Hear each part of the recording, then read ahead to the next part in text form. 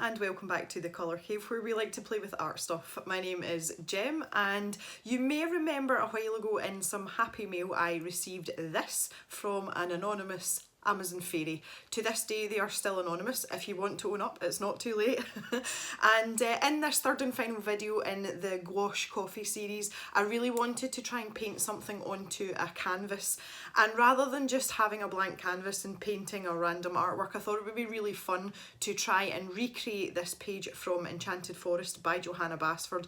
I have coloured the original page in the colouring book, and it was a number of years ago now, but even now I still quite like it and I'm quite proud of it. So I really wanted to try my best to recreate that on this lovely canvas and just see what the gouache is going to do, because that's what we're all about. So let's get to top down view and I shall explain how I got on. Let's get going.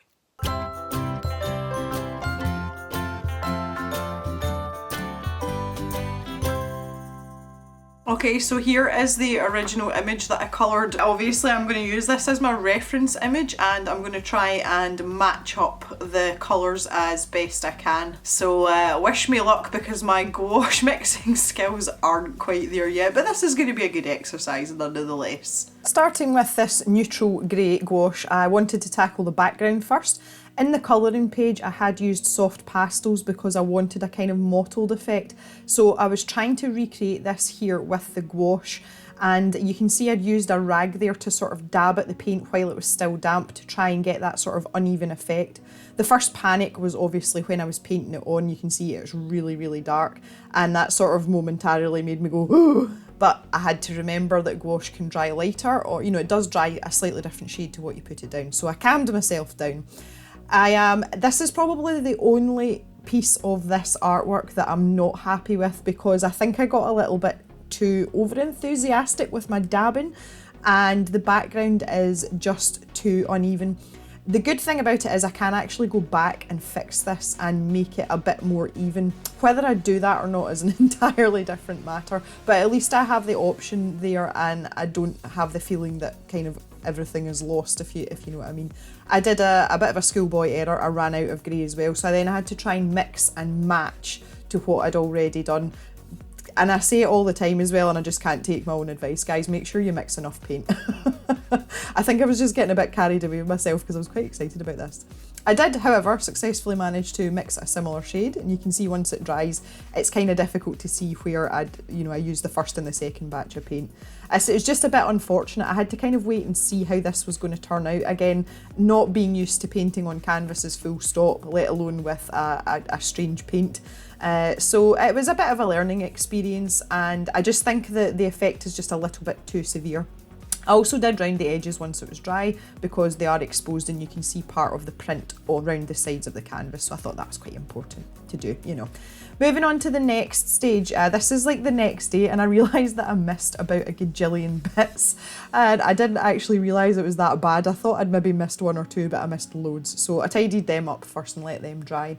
And then I moved on to doing the stems or stalks of the feathers. I don't know what the name is for that part, but yeah, I wanted to do them. And again, in hindsight, I should really have done these last, forgetting how opaque gouache is.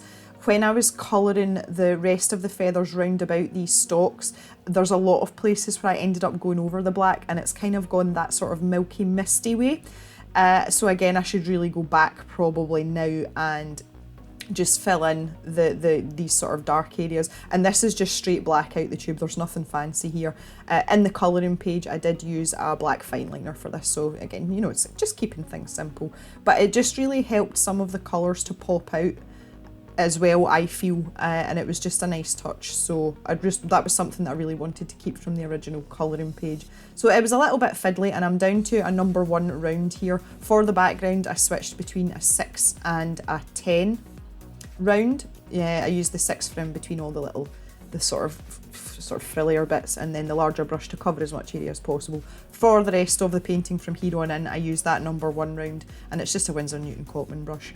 Okay, on to Burnt Sienna, and this is the first of the sort of brown shades.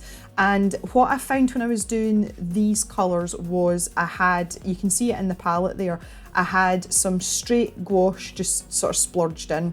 And then I had 2 dilutions, so I had one where I only put in 1 or 2 drops of water, and then I had a much more watered down version.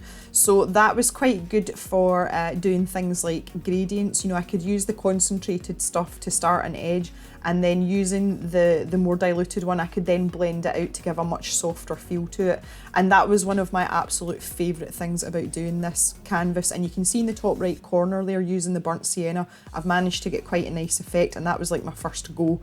The paint does behave slightly more in a slidey fashion on the canvas, because the canvas has been gessoed and it's not something I'm used to using, but it actually made for easier painting. But the minute you put a lot of water, it started to get a bit wild and slide about a bit too much. So that was something that was you know, you had to be aware of and kind of juggle it. And you can see here when I'm doing this feather, it's a lot more controlled than the first one. And I love the way that these sort of fade outs have turned out. It's probably my favourite thing about the whole painting. So after this, I'm just working my way around with this burnt sienna in the 3 dilutions, and you know, that's really all there was to that part. So, and look, it's just so lovely, and it's even nice in the paler shade as well. I really like it. Right into that. Simple things.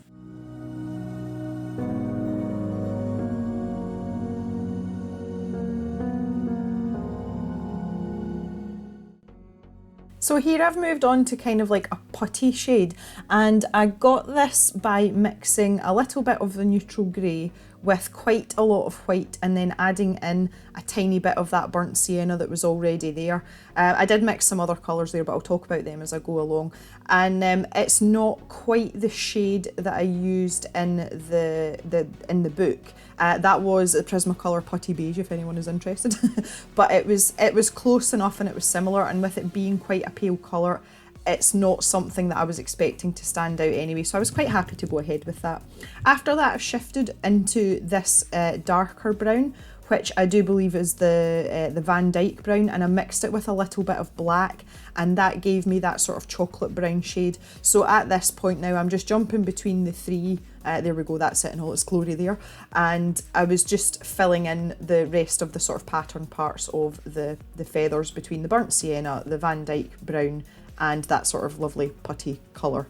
Ooh, this one's my favourite, I like it. Look at, blendy blendy.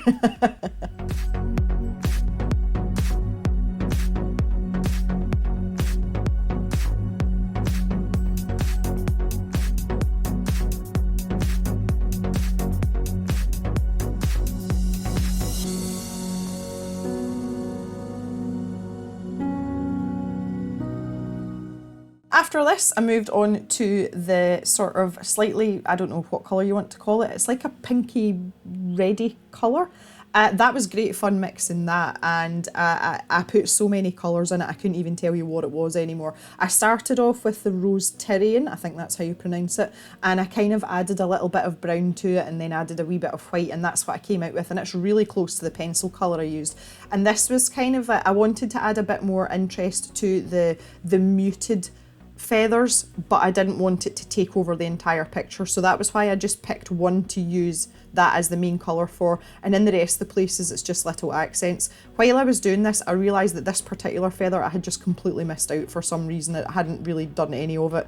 Again, I don't know what's with that, so I went back and kind of filled that in as well, in between my sort of pinky purpley hue.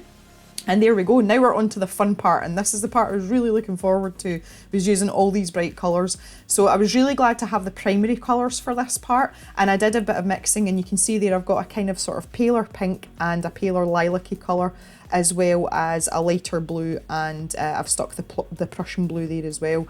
And this was just a case of trying to get the paint to blend together as well as possible. The hurdle that I came up against here was that because the concentrations of the various colours were so different, when I went back with a damp brush to try and blend them in, the waterier ones were becoming very transparent, and the thicker ones just were like kind of refusing to budge, and I was kind of having to scrub at them a little bit.